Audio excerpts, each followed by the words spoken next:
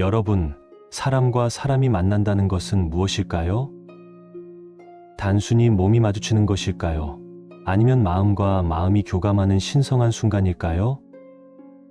오랜 인생을 살아오신 여러분들은 아시겠지만 첫 만남의 한마디가 그 사람과의 인연을 좌우하기도 합니다.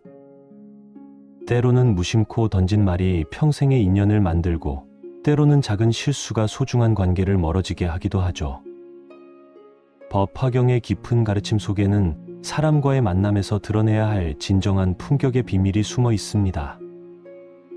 오늘 이 시간은 단순한 대화 기술을 넘어 여러분 내면의 지혜와 자비를 자연스럽게 드러내는 그 특별한 방법을 깨달아가는 여정이 될 것입니다.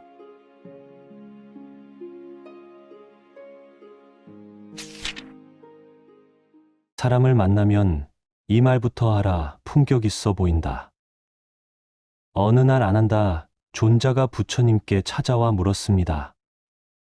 스승님, 사람을 만날 때 어떤 말을 먼저 해야 제 마음도 편하고 상대방도 기분 좋게 할 수 있을까요? 부처님께서 미소를 지으며 답하셨습니다. 아난다야, 만남의 첫 말은 마치 새벽 이슬과 같아야 하느니라. 청량하고 맑아서 상대방의 마음을 촉촉하게 적셔주어야 한다. 그렇다면 부처님께서 말씀하신 새벽 이슬 같은 첫 말이란 무엇일까요? 바로 안부를 묻는 말입니다. 안녕하세요. 요즘 어떻게 지내세요? 건강하시죠?와 같은 따뜻한 안부 인사 말입니다. 하지만 여기서 중요한 것은 단순히 인사말을 하는 것이 아닙니다. 진심으로 상대방의 안녕을 걱정하고 관심을 갖는 마음가짐이 먼저 있어야 합니다. 마치 어머니가 자식을 걱정하는 마음처럼, 할머니가 손자 손녀를 아끼는 마음처럼 말입니다. 법화경에서는 일체 중생을 자비로 대하라고 가르치고 있습니다. 이 가르침은 우리가 만나는 모든 사람을 내 가족처럼 여기고 대하라는 뜻입니다. 상대방이 누구든, 나이가 많든 적든, 지위가 높든 낮든 상관없이 먼저 그들의 안부를 물으며 관심을 보이는 것입니다. 생각해 보세요. 누군가 여러분을 만났을 때, 어머, 어르신 안녕하세요. 요즘 건강은 어떠세요? 라고 진심으로 물어본다면 어떤 기분이 드실까요? 마음이 따뜻해지고 그 사람에 대한 좋은 인상이 저절로 생기게 됩니다. 반대로 만나자마자 자신의 이야기부터 늘어놓거나 불평불만을 쏟아내는 사람을 보면 어떤 생각이 드시나요? 안부를 먼저 묻는 것은 단순한 예의가 아닙니다. 상대방을 존중하고 배려하는 마음의 표현이자 자신의 품격을 드러내는 첫 번째 방법입니다. 마치 정원에 물을 주듯 상대방의 마음에 따뜻함을 심어주는 행위인 거죠. 아난다 존자가 다시 물었습니다. 스승님, 그런데 안부를 물어도 상대방이 시큰둥하게 반응할 때가 있습니다. 그럴 때는 어떻게 해야 할까요? 부처님께서 답하셨습니다. 아난다야, 씨앗을 심는 농부가 싹이 언제 날지 조급해하지 않듯 너도 결과를 기대하지 말고 그저 정성껏 씨앗을 뿌려라. 언젠가는 반드시 아름다운 꽃이 필 것이니라. 이 말씀의 의미는 깊습니다. 우리가 상대방에게 안부를 묻고 관심을 보이는 것은 당장 좋은 반응을 얻기 위함이 아닙니다. 진정한 자비와 배려는 아무런 조건 없이 베푸는 것입니다. 상대방이 어떤 반응을 보이든 상관없이 우리는 먼저 따뜻한 마음을 전하는 것이 중요합니다. 또한 안부를 물을 때도 방법이 있습니다. 그냥 안녕하세요보다는 요즘 건강하시죠? 날씨가 추운데 감기는 안 걸리셨어요? 오늘 기분이 좋아 보이시네요. 처럼 구체적이고 세심한 관심을 보이는 것이 좋습니다. 이는 마치 의사가 환자를 진찰할 때 세밀하게 살피는 것과 같습니다. 상대방의 표정, 목소리, 몸짓을 유심히 관찰하고 그에 맞는 안부를 묻는 것입니다. 피곤해 보이면 많이 바쁘셨나 봐요. 기뻐 보이면 좋은 일이 있으셨나 봐요. 라고 말이죠. 중화암경에서는 말은 마음의 문이요. 행동은 마음의 열매라고 했습니다. 우리가 하는 말 한마디 한마디가 우리 마음의 상태를 드러내는 것입니다. 안부를 먼저 묻는 사람은 남을 배려할 줄 아는 성숙한 마음을 가진 사람입니다. 반면 자신의 이야기부터 시작하는 사람은 아직 자기중심적인 사고에서 벗어나지 못한 것이죠. 특히 우리 60대 이상 분들께서는 젊은 세대와 만날 때 더욱 이런 배려가 필요합니다. 요즘 직장 생활은 어때요? 공부하느라 힘들지 않나요? 결혼 준비는 잘 되어 가나요? 처럼 그들의 상황에 맞는 안부를 물어보는 것입니다. 이렇게 하면 세대 간의 벽도 허물어지고 자연스럽게 소통이 이루어집니다. 여기서 중요한 것은 진정성입니다. 형식적으로 묻는 안부와 진심에서 우러나는 안부는 상대방이 금방 알아챕니다. 마치 진짜 꽃과 조화를 구별하듯 말입니다. 진짜 관심과 배려는 따뜻한 기운이 느껴지지만 형식적인 인사는 차갑고 공허합니다. 그렇다면 어떻게 해야 진심 어린 안부를 물을 수 있을까요? 첫째, 상대방을 만나기 전에 잠깐 마음을 가다듬는 시간을 가져보세요. 이 사람이 요즘 어떤 일로 고생하고 있을까? 무엇을 걱정하고 있을까? 어떤 도움이 필요할까를 생각해 보는 것입니다. 둘째, 상대방의 입장에서 생각해 보세요.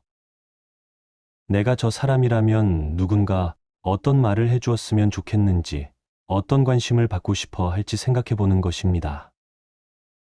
이런 마음가짐으로 안부를 물으면 자연스럽게 따뜻한 말이 나오게 됩니다. 셋째, 평소에 자비로운 마음을 기르는 연습을 해보세요. 아침에 일어나면 오늘 만날 모든 사람들이 행복하기를 바랍니다라고 마음속으로 빌어보세요. 이런 수행을 통해 점점 더 자연스럽게 남을 배려하는 말이 나오게 됩니다. 제자가 또 물었습니다. 스승님, 그런데 어떤 사람들은 안부를 물어도 자기 얘기만 계속하거나 불평만 늘어놓습니다. 그럴 때는 어떻게 해야 할까요? 부처님께서 웃으시며 말씀하셨습니다.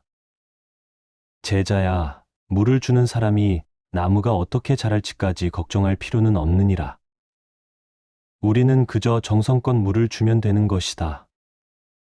이 가르침처럼 우리는 상대방의 반응에 일일비할 필요가 없습니다. 중요한 것은 우리가 먼저 좋은 씨앗을 뿌리는 것입니다. 상대방이 당장 좋은 반응을 보이지 않더라도 우리의 진심은 반드시 전달됩니다. 시간이 지나면 그 사람도 우리의 따뜻한 마음을 기억하게 될 것입니다. 또한 안부를 묻는 것은 단순히 말만 하는 것이 아닙니다. 진심으로 듣는 자세도 중요합니다. 상대방이 대답할 때 눈을 마주치고 고개를 끄덕이며 그러셨군요. 힘드셨겠어요. 다행이네요와 같은 공감의 표현을 해주는 것입니다. 이렇게 하면 상대방은 자신의 말을 진지하게 들어주는 사람이라고 느끼게 됩니다. 요즘 같은 세상에서 누군가 자신의 말을 진심으로 들어주는 것만큼 귀한 선물은 없습니다. 모든 사람이 자신의 이야기를 하고 싶어 하지만 정작 들어주는 사람은 드물기 때문입니다. 법구경에서는 선한 말은 꿀과 같아서 듣는 이의 마음을 달콤하게 한다고 했습니다. 안부를 묻는 말이야말로 가장 선한 말 중 하나입니다. 이런 말을 자주 하는 사람은 자연스럽게 주변에 좋은 사람들이 모여들게 됩니다. 사람들이 그 사람과 함께 있으면 마음이 편해지고 따뜻해지기 때문입니다. 반대로 만나자마자 자신의 문제나 불만부터 늘어놓는 사람들을 생각해 보세요. 처음에는 들어주더라도 시간이 지나면 사람들이 점점 멀어지게 됩니다. 누구나 무거운 이야기보다는 따뜻하고 밝은 에너지를 원하기 때문입니다. 그렇다고 해서 자신의 어려움을 절대 말하지 말라는 것은 아닙니다. 먼저 상대방의 안부를 묻고 그들의 이야기를 들어준 다음에 자연스럽게 자신의 상황을 이야기하는 것입니다. 이렇게 하면 상대방도 더 진심으로 들어주고 도움을 주려고 합니다. 노자는 물과 같은 마음을 가져라라고 했습니다. 물은 항상 낮은 곳으로 흘러가며 모든 것을 적시고 윤택하게 만듭니다. 안부를 먼저 묻는 것도 이와 같습니다. 자신을 낮추고 상대방을 높여주는 행위이자 관계를 윤택하게 만드는 방법입니다. 특히 손자, 손녀들과 대화할 때도 이런 방식을 사용해 보세요. 숙제는 다 했니? 친구들과 잘 지내니? 학교에서 재미있는 일은 없었니?처럼 그들의 관심사에 맞는 안부를 물어보는 것입니다. 그러면 아이들도 할아버지, 할머니와 대화하는 것을 즐거워하게 됩니다. 또한 이웃과 만날 때도 마찬가지입니다. 요즘 농사일은 어떠세요? 자녀들은 잘 지내나요? 건강에는 문제 없으시죠?처럼 상대방의 상황을 염두에 두고 안부를 묻는 것입니다. 이렇게 하면 이웃 간의 정도 더욱 깊어지고 서로 도와가며 살 수 있는 관계가 됩니다. 여기서 한 가지 더 중요한 것은 안부를 물은 후의 태도입니다. 상대방이 힘든 이야기를 할 때는 함께 안타까워하고 좋은 소식을 전할 때는 진심으로 기뻐해 주는 것입니다. 이것이 바로 불교에서 말하는 자비이사, 즉 함께 기뻐하고 함께 슬퍼하는 마음입니다. 증이라 함경에서는 다른 사람의 기쁨을 함께 기뻐하는 것이 진정한 지혜라고 했습니다. 상대방의 성공을 질투하거나 시기하는 대신 진심으로 축하해주는 마음을 갖는 것입니다. 이런 마음가짐을 가진 사람은 자연스럽게 품격 있는 사람으로 기억됩니다. 또한 안부를 물을 때는 상황에 따라 적절히 조절하는 지혜도 필요합니다. 급한 일로 만난 사람에게는 간단히 안녕하세요. 바쁘실 텐데 잠깐 시간 내주셔서 감사합니다라고 하고, 오랜만에 만난 사람에게는 오랜만이에요. 그동안 어떻게 지내셨어요? 라고 자세히 물어보는 것입니다. 이처럼 상황을 파악하고 그에 맞게 대응하는 것도 중요한 품격의 요소입니다. 마치 숙련된 요리사가 불의 세기를 조절하듯 우리도 만남의 강도를 적절히 조절할 줄 알아야 합니다. 마지막으로 부처님께서 아난다에게 하신 마지막 말씀을 들어보겠습니다. 아난다야, 사람을 만날 때 가장 중요한 것은 첫 번째 말이 아니라 첫 번째 마음이니라. 진심으로 상대방의 행복을 바라는 마음이 있다면 저절로 아름다운 말이 나올 것이다. 결국 안부를 먼저 묻는 것은 기술이 아니라 마음가짐의 문제입니다. 상대방을 진심으로 생각하고 그들의 안녕을 바라는 마음이 있다면 자연스럽게 따뜻한 말이 나오게 됩니다. 이런 마음으로 사람들을 대하는 분들은 나이가 들수록 더욱 품격 있고 존경받는 어른이 되실 것입니다.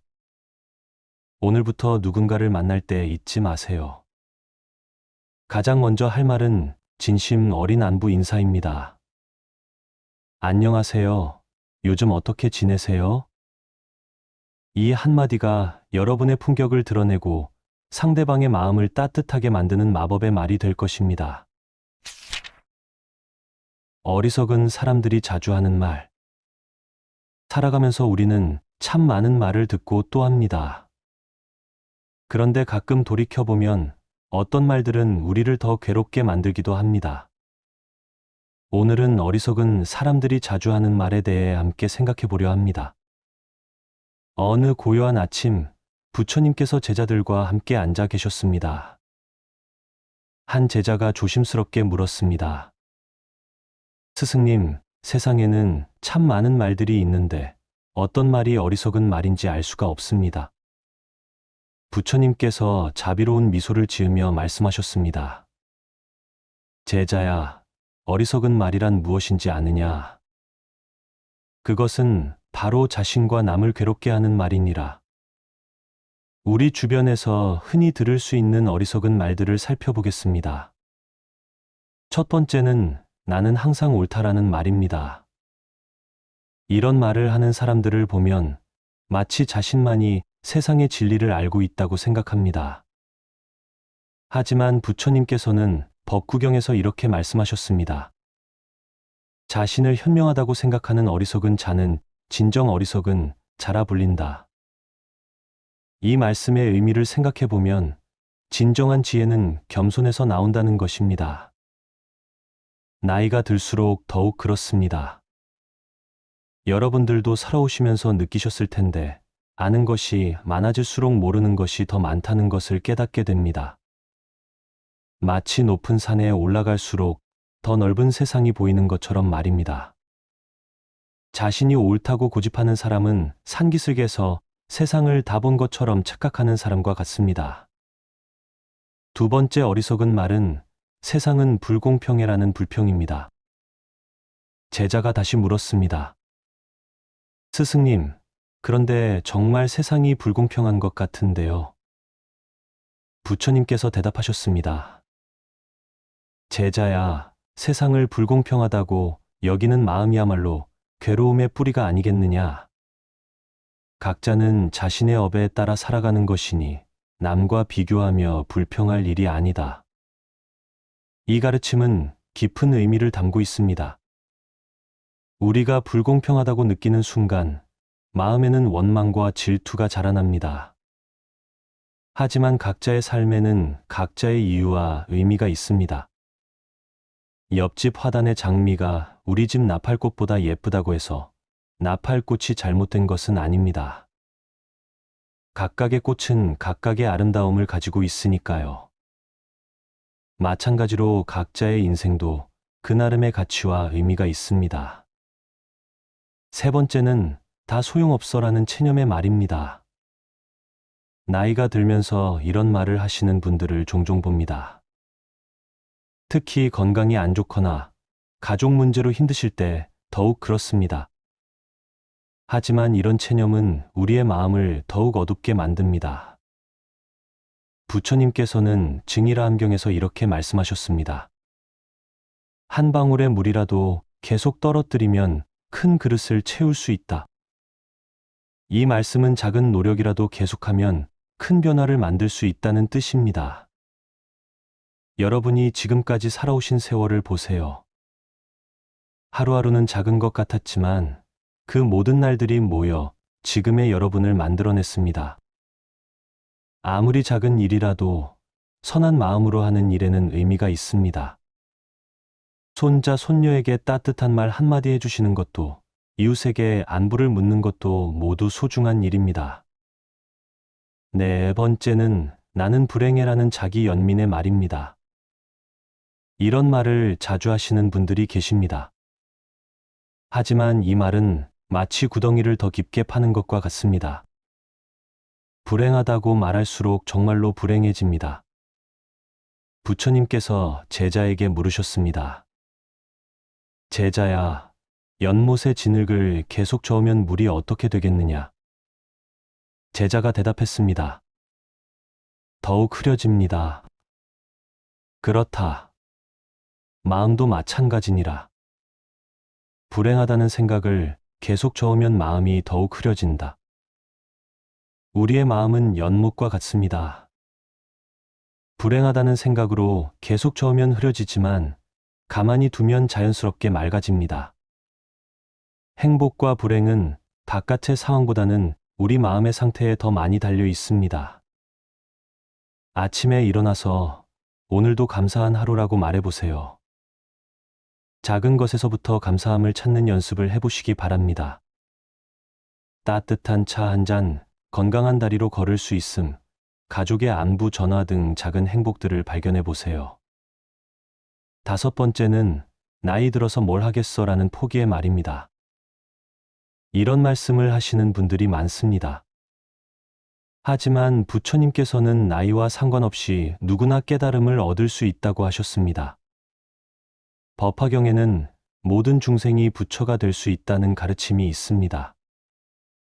나이는 숫자일 뿐입니다. 중요한 것은 지금 이 순간의 마음가짐입니다. 여러분들이 지금까지 쌓아온 경험과 지혜는 젊은 사람들이 갖지 못한 귀중한 자산입니다. 나무를 보세요. 오래된 나무일수록 더 깊은 그늘을 만들어주고 더 많은 열매를 맺습니다. 여러분도 마찬가지입니다. 나이가 들수록 더 깊은 지혜와 더 큰 자비를 베풀 수 있습니다. 여섯 번째는 내 말이 맞아라고 고집하는 말입니다. 가족들과 대화하다 보면 이런 상황이 생기기도 합니다. 특히 자식들과 의견이 다를 때 더욱 그렇습니다. 하지만 옳고 그름을 따지기보다는 서로를 이해하려는 마음이 더 중요합니다. 부처님께서 말씀하셨습니다.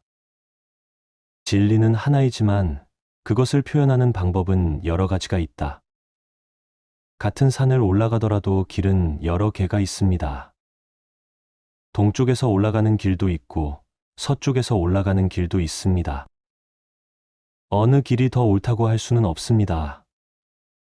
자식들의 생각이 다르다고 해서 틀린 것은 아닙니다. 시대가 다르니 생각하는 방식도 다를 수 있습니다. 서로의 차이를 인정하고 존중하는 마음을 가져보세요. 일곱 번째는 옛날이 좋았어라는 과거 집착의 말입니다.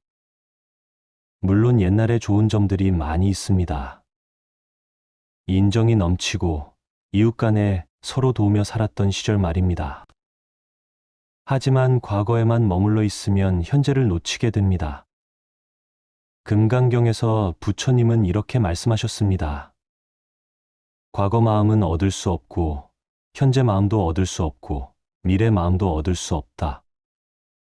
이 말씀의 의미는 마음이 항상 변한다는 것입니다. 과거는 이미 지나갔고, 미래는 아직 오지 않았습니다. 우리가 살 수 있는 것은 오직 지금 이 순간뿐입니다. 옛날의 좋은 기억들은 소중히 간직하되 현재에도 새로운 기쁨을 찾아보세요. 손자, 손녀와 함께하는 시간, 새로운 취미를 배우는 즐거움, 건강을 위해 산책하는 여유로움 등 지금 이 시대에만 누릴 수 있는 행복들이 있습니다. 여덟 번째는 나는 쓸모없어라는 자기 비하의 말입니다. 나이가 들면서 몸이 예전만 못하고 사회에서 은퇴하고 나면 이런 생각을 하시는 분들이 계십니다. 하지만 이는 정말 어리석은 생각입니다. 부처님께서는 모든 존재가 소중하다고 하셨습니다. 법망경에서는 모든 존재는 서로 연결되어 있어 하나라도 빠질 수 없다고 가르치고 있습니다. 여러분이 계시기 때문에 가족들이 있습니다. 여러분의 사랑과 정성으로 자식들이 자랐고 그 자식들이 또 다음 세대를 키우고 있습니다. 이것만 봐도 여러분이 얼마나 소중한 존재인지 알 수 있습니다. 또한 여러분이 살아오신 경험 자체가 귀중한 자산입니다. 어려운 시절을 견뎌온 지혜, 인생의 풍파를 헤쳐온 용기, 가족을 위해 희생한 사랑 등 모든 것이 값진 보물입니다. 아홉 번째는 남들은 다 잘 사는데라는 비교의 말입니다. 남과 비교하는 마음은 괴로움의 큰 원인 중 하나입니다. 특히 요즘은 텔레비전이나 인터넷을 통해 다른 사람들의 모습을 자주 보게 되니까 더욱 그렇습니다. 하지만 우리가 보는 것은 그들의 겉모습일 뿐입니다. 속마음까지는 알 수 없습니다. 겉으로는 행복해 보이는 사람도 나름의 고민과 아픔이 있을 수 있습니다. 부처님께서 말씀하셨습니다. 모든 존재는 각각 다른 업을 가지고 있으니 비교할 필요가 없다. 정원의 핀 꽃들을 보세요. 장미는 장미대로, 국화는 국화대로, 코스모스는 코스모스대로 각각의 아름다움을 가지고 있습니다. 장미가 국화를 부러워하거나 국화가 코스모스와 비교하지는 않습니다. 여러분도 여러분만의 고유한 아름다움과 가치를 가지고 계십니다.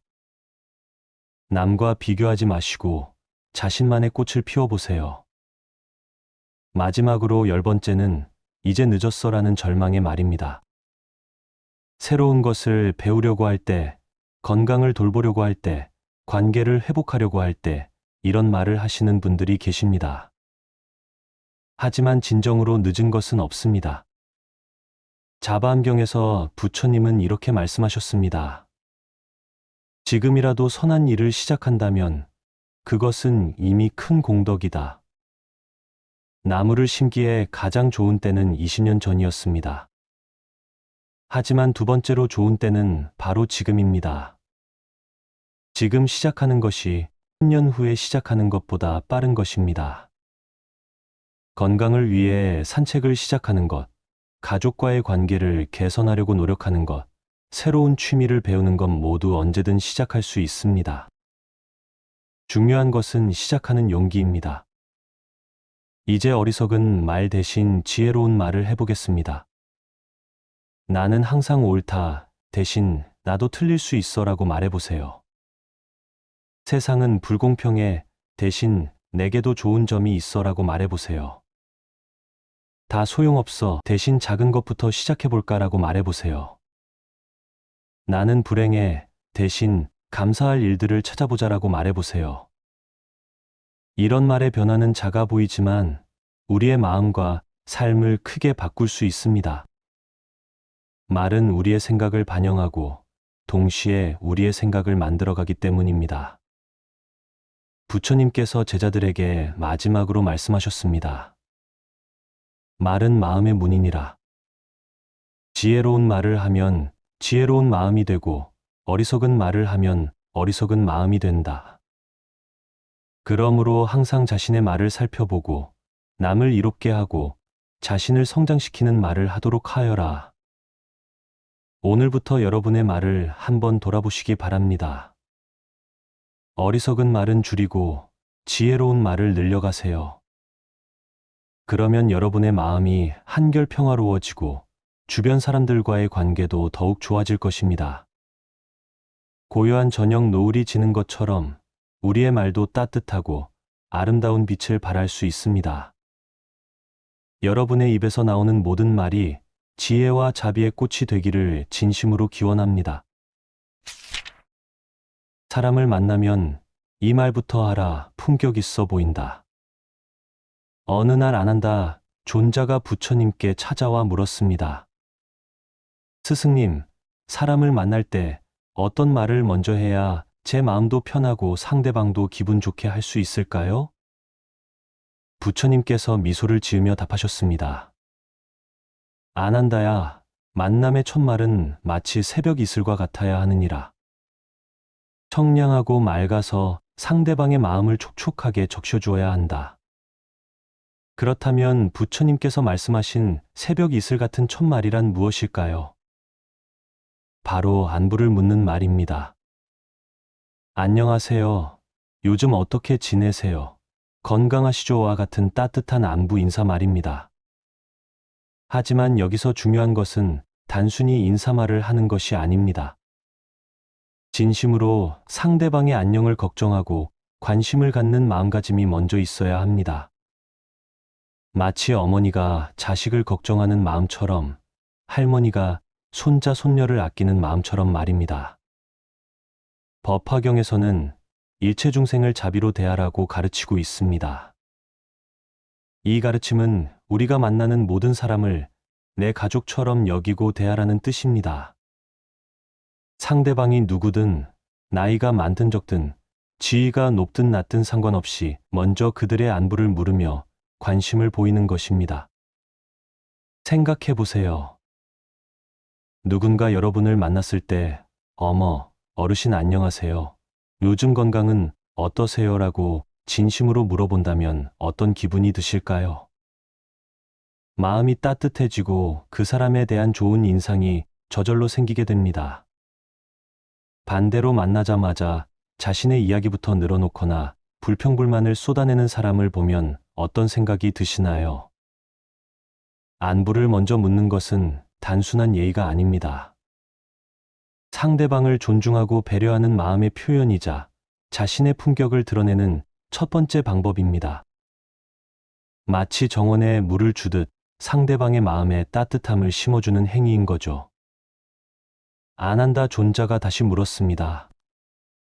스승님, 그런데 안부를 물어도 상대방이 시큰둥하게 반응할 때가 있습니다. 그럴 때는 어떻게 해야 할까요? 부처님께서 답하셨습니다.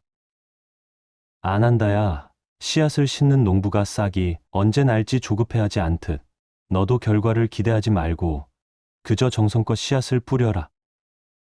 언젠가는 반드시 아름다운 꽃이 필 것이니라. 이 말씀의 의미는 깊습니다. 우리가 상대방에게 안부를 묻고 관심을 보이는 것은 당장 좋은 반응을 얻기 위함이 아닙니다.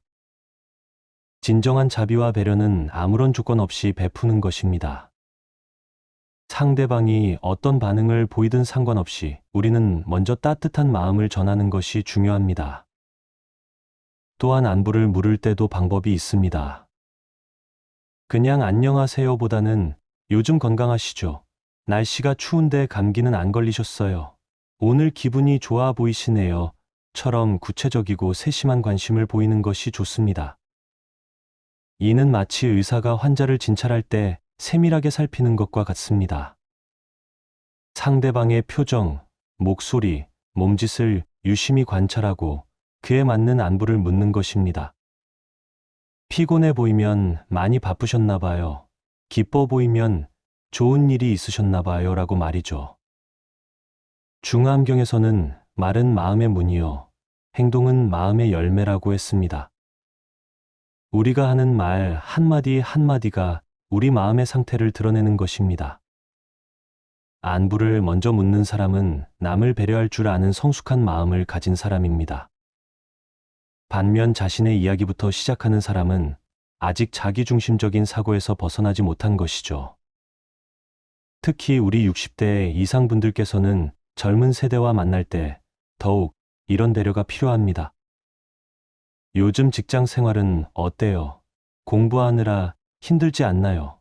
결혼 준비는 잘 되어 가나요? 처럼 그들의 상황에 맞는 안부를 물어보는 것입니다.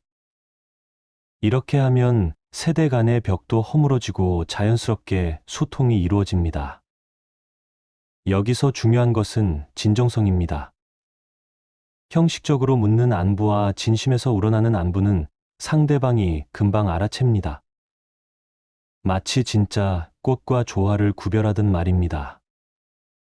진짜 관심과 배려는 따뜻한 기운이 느껴지지만 형식적인 인사는 차갑고 공허합니다.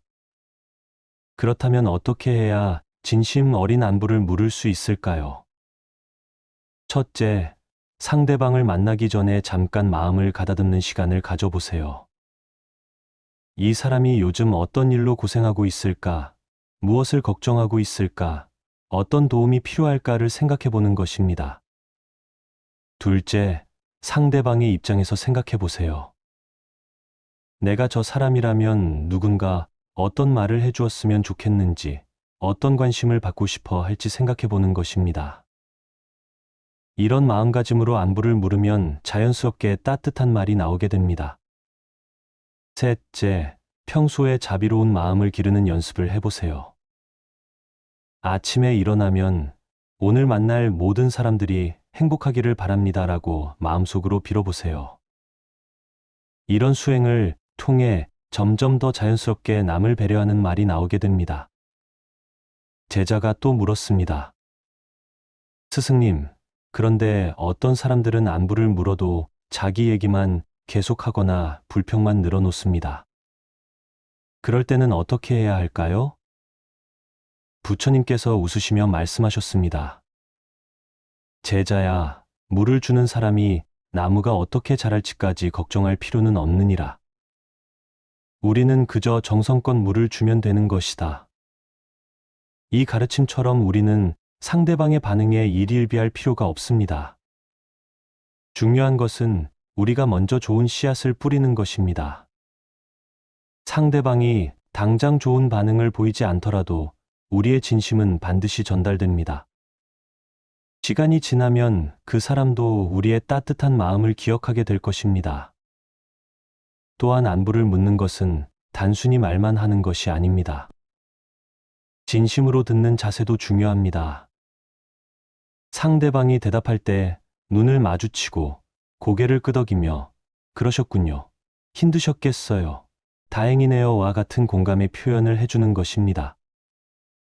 이렇게 하면 상대방은 자신의 말을 진지하게 들어주는 사람이라고 느끼게 됩니다. 요즘 같은 세상에서 누군가 자신의 말을 진심으로 들어주는 것만큼 귀한 선물은 없습니다. 모든 사람이 자신의 이야기를 하고 싶어 하지만 정작 들어주는 사람은 드물기 때문입니다. 법구경에서는 선한 말은 꿀과 같아서 듣는 이의 마음을 달콤하게 한다고 했습니다. 안부를 묻는 말이야말로 가장 선한 말 중 하나입니다. 이런 말을 자주 하는 사람은 자연스럽게 주변에 좋은 사람들이 모여들게 됩니다. 사람들이 그 사람과 함께 있으면 마음이 편해지고 따뜻해지기 때문입니다. 반대로 만나자마자 자신의 문제나 불만부터 늘어놓는 사람들을 생각해 보세요. 처음에는 들어주더라도 시간이 지나면 사람들이 점점 멀어지게 됩니다.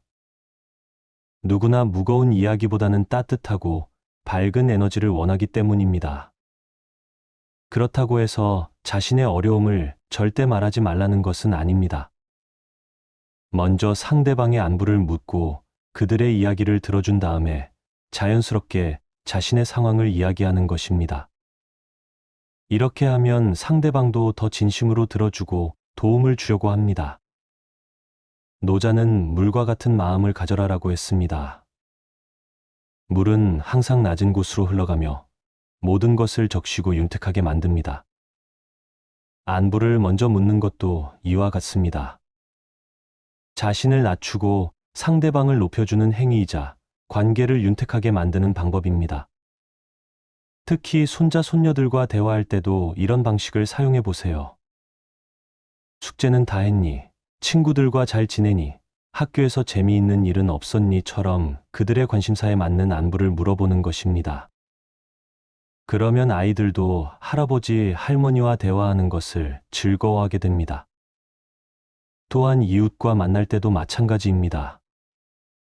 요즘 농사일은 어떠세요? 자녀들은 잘 지내나요? 건강에는 문제 없으시죠?처럼 상대방의 상황을 염두에 두고 안부를 묻는 것입니다. 이렇게 하면 이웃 간의 정도 더욱 깊어지고 서로 도와가며 살 수 있는 관계가 됩니다. 여기서 한 가지 더 중요한 것은 안부를 물은 후의 태도입니다. 상대방이 힘든 이야기를 할 때는 함께 안타까워하고 좋은 소식을 전할 때는 진심으로 기뻐해 주는 것입니다. 이것이 바로 불교에서 말하는 자비이사, 즉 함께 기뻐하고 함께 슬퍼하는 마음입니다. 증이라 함경에서는 다른 사람의 기쁨을 함께 기뻐하는 것이 진정한 지혜라고 했습니다. 상대방의 성공을 질투하거나 시기하는 대신 진심으로 축하해주는 마음을 갖는 것입니다. 이런 마음가짐을 가진 사람은 자연스럽게 품격 있는 사람으로 기억됩니다. 또한 안부를 물을 때는 상황에 따라 적절히 조절하는 지혜도 필요합니다. 급한 일로 만난 사람에게는 간단히 안녕하세요. 바쁘실 텐데 잠깐 시간 내주셔서 감사합니다라고 하고, 오랜만에 만난 사람에게는 오랜만이에요. 그동안 어떻게 지내셨어요? 라고 자세히 물어보는 것입니다. 이처럼 상황을 파악하고 그에 맞게 대응하는 것도 중요한 품격의 요소입니다. 마치 숙련된 요리사가 불의 세기를 조절하듯 우리도 만남의 강도를 적절히 조절할 줄 알아야 합니다. 마지막으로 부처님께서 아난다에게 하신 마지막 말씀을 들어보겠습니다. 아난다야, 사람을 만날 때 가장 중요한 것은 첫 번째 말이 아니라 첫 번째 마음이니라. 진심으로 상대방의 행복을 바라는 마음이 있다면 저절로 아름다운 말이 나올 것이다. 결국 안부를 먼저 묻는 것은 기술이 아니라 마음가짐의 문제입니다. 상대방을 진심으로 생각하고 그들의 안녕을 바라는 마음이 있다면 자연스럽게 따뜻한 말이 나오게 됩니다. 이런 마음으로 사람들을 대하는 분들은 나이가 들수록 더욱 품격 있고 존경받는 어른이 되실 것입니다. 오늘부터 누군가를 만날 때 잊지 마세요. 가장 먼저 할 말은 진심 어린 안부 인사입니다. 안녕하세요. 요즘 어떻게 지내세요? 이 한마디가 여러분의 품격을 드러내고 상대방의 마음을 따뜻하게 만드는 마법의 말이 될 것입니다. 어리석은 사람들이 자주 하는 말. 살아가면서 우리는 참 많은 말을 듣고 또 합니다. 그런데 가끔 돌이켜보면 어떤 말들은 우리를 더 괴롭게 만들기도 합니다. 오늘은 어리석은 사람들이 자주 하는 말에 대해 함께 생각해 보려 합니다. 어느 고요한 아침, 부처님께서 제자들과 함께 앉아 계셨습니다. 한 제자가 조심스럽게 물었습니다. 스승님, 세상에는 참 많은 말들이 있는데 어떤 말이 어리석은 말인지 알 수가 없습니다. 부처님께서 자비로운 미소를 지으며 말씀하셨습니다. 제자야, 어리석은 말이란 무엇인지 아느냐? 그것은 바로 자신과 남을 괴롭게 하는 말이니라. 우리 주변에서 흔히 들을 수 있는 어리석은 말들을 살펴보겠습니다. 첫 번째는 나는 항상 옳다라는 말입니다. 이런 말을 하는 사람들을 보면 마치 자신만이 세상의 진리를 알고 있다고 생각합니다. 하지만 부처님께서는 법구경에서 이렇게 말씀하셨습니다. 자신을 현명하다고 생각하는 어리석은 자는 진정 어리석은 자라 불린다. 이 말씀의 의미를 생각해 보면 진정한 지혜는 겸손에서 나온다는 것입니다. 나이가 들수록 더욱 그렇습니다. 여러분들도 살아오시면서 느끼셨을 텐데 아는 것이 많아질수록 모르는 것이 더 많다는 것을 깨닫게 됩니다. 마치 높은 산에 올라갈수록 더 넓은 세상이 보이는 것처럼 말입니다. 자신이 옳다고 고집하는 사람은 산기슭에서 세상을 다 본 것처럼 착각하는 사람과 같습니다. 두 번째 어리석은 말은 세상은 불공평해라는 불평입니다. 제자가 다시 물었습니다. 스승님, 그런데 정말 세상이 불공평한 것 같은데요. 부처님께서 대답하셨습니다. 제자야, 세상을 불공평하다고 여기는 마음이야말로 괴로움의 뿌리가 아니겠느냐.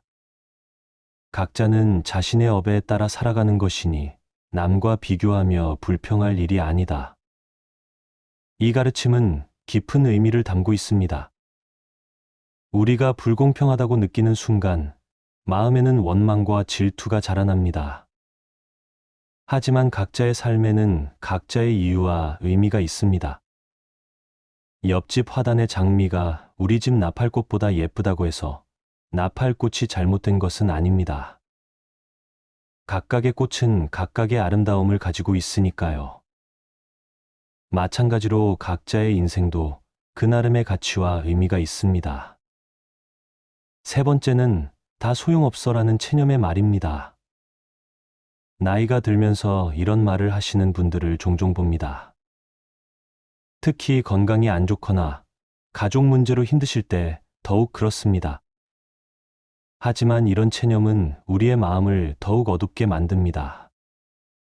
부처님께서는 증일화엄경에서 이렇게 말씀하셨습니다.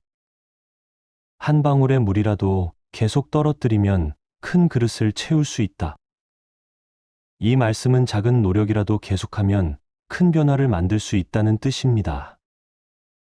여러분이 지금까지 살아오신 세월을 보세요.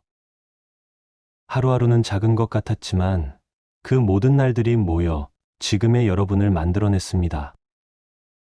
아무리 작은 일이라도 선한 마음으로 하는 일에는 의미가 있습니다.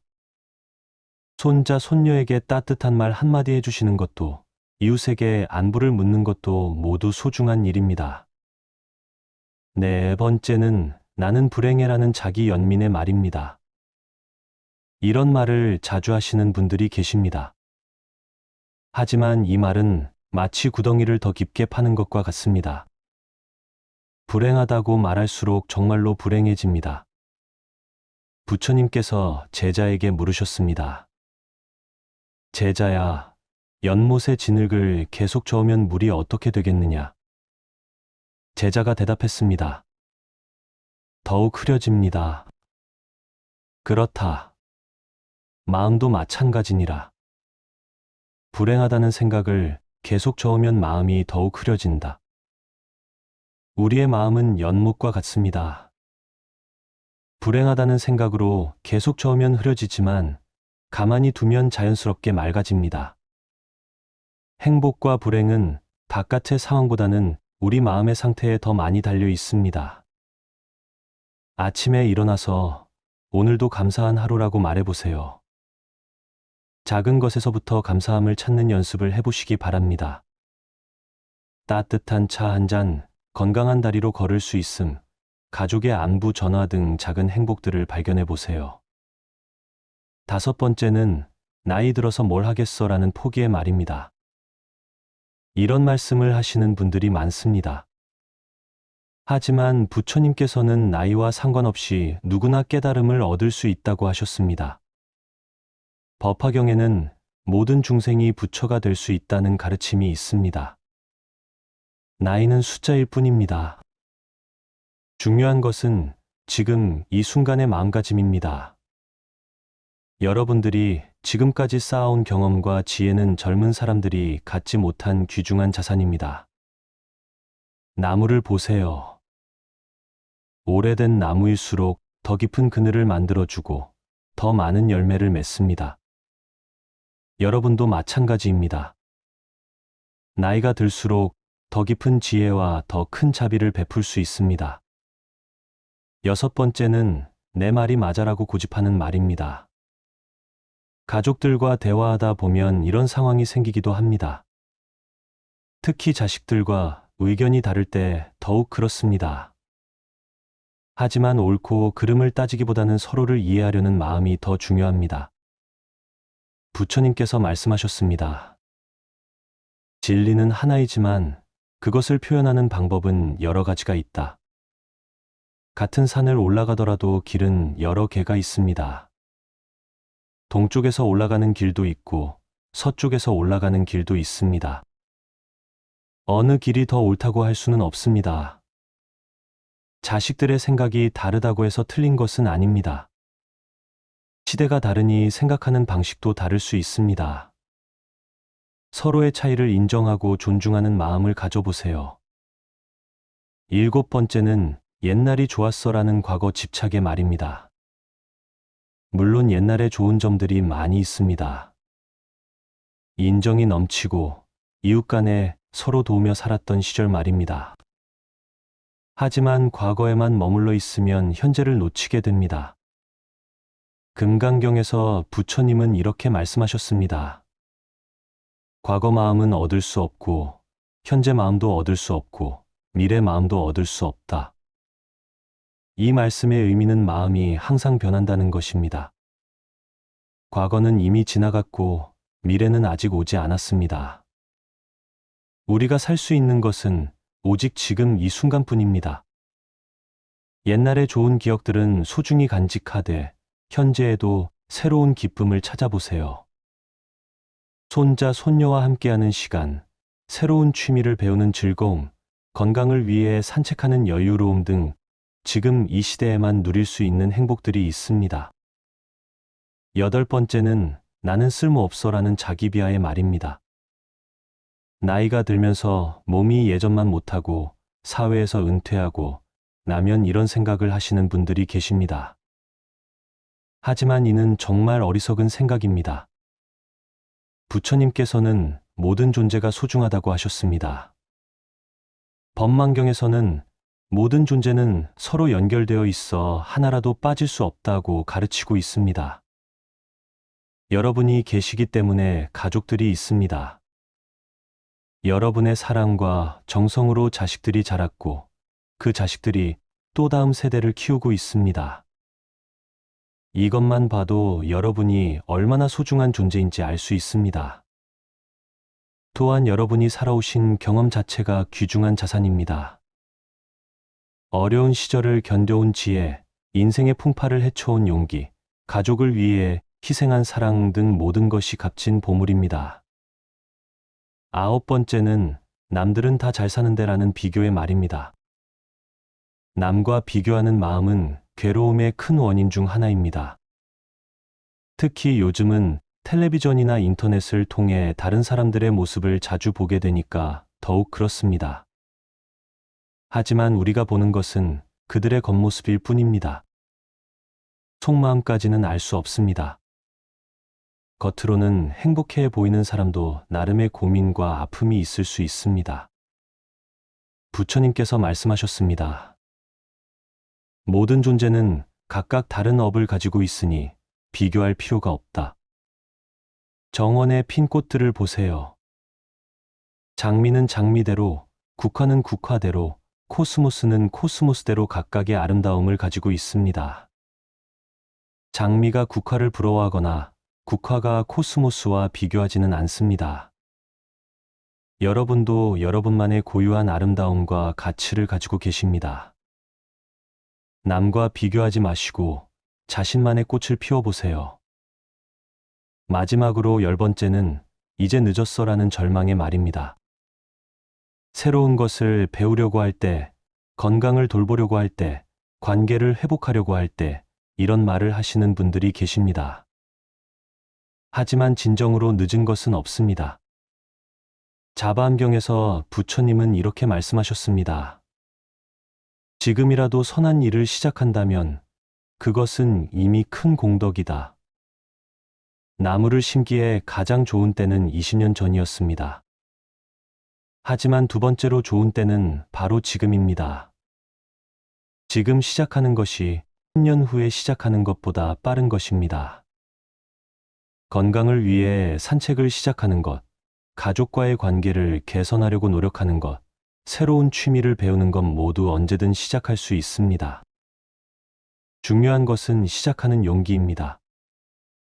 이제 어리석은 말 대신 지혜로운 말을 해보겠습니다. 나는 항상 옳다 대신 나도 틀릴 수 있어라고 말해보세요.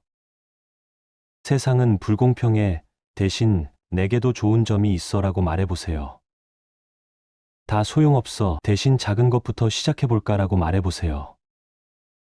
나는 불행해 대신 감사할 일들을 찾아보자라고 말해보세요. 이런 말의 변화는 작아 보이지만 우리의 마음과 삶을 크게 바꿀 수 있습니다. 말은 우리의 생각을 반영하고 동시에 우리의 생각을 만들어가기 때문입니다. 부처님께서 제자들에게 마지막으로 말씀하셨습니다. 말은 마음의 문이니라. 지혜로운 말을 하면 지혜로운 마음이 되고 어리석은 말을 하면 어리석은 마음이 된다. 그러므로 항상 자신의 말을 살펴보고 남을 이롭게 하고 자신을 성장시키는 말을 하도록 하여라. 오늘부터 여러분의 말을 한번 돌아보시기 바랍니다. 어리석은 말은 줄이고 지혜로운 말을 늘려가세요. 그러면 여러분의 마음이 한결 평화로워지고 주변 사람들과의 관계도 더욱 좋아질 것입니다. 고요한 저녁 노을이 지는 것처럼 우리의 말도 따뜻하고 아름다운 빛을 발할 수 있습니다. 여러분의 입에서 나오는 모든 말이 지혜와 자비의 꽃이 되기를 진심으로 기원합니다. 사람을 만나면 이 말부터 하라 품격 있어 보인다. 어느 날 안 한다 존자가 부처님께 찾아와 물었습니다. 스승님, 사람을 만날 때 어떤 말을 먼저 해야 제 마음도 편하고 상대방도 기분 좋게 할 수 있을까요? 부처님께서 미소를 지으며 답하셨습니다. 안 한다야, 만남의 첫말은 마치 새벽 이슬과 같아야 하느니라. 청량하고 맑아서 상대방의 마음을 촉촉하게 적셔주어야 한다. 그렇다면 부처님께서 말씀하신 새벽 이슬 같은 첫말이란 무엇일까요? 바로 안부를 묻는 말입니다. 안녕.